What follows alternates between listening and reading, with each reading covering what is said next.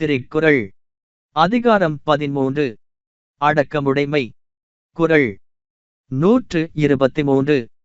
செறிவறிந்து சீர்மை பயக்கும் அறிவறிந்து ஆற்றின் அடங்கப் பெறின்.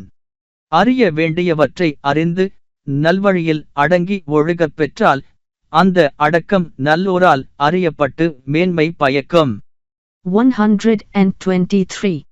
If versed in wisdom's lore by virtue's law you self-restrain, your self-repression known will yield you glory's gain.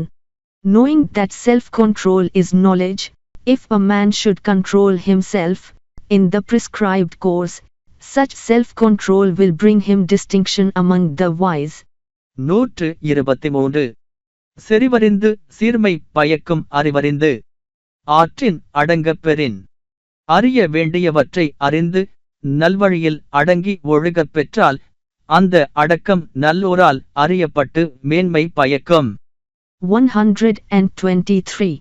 If versed in wisdom's lore by virtue's law you self-restrain, your self-repression known will yield you glory's gain.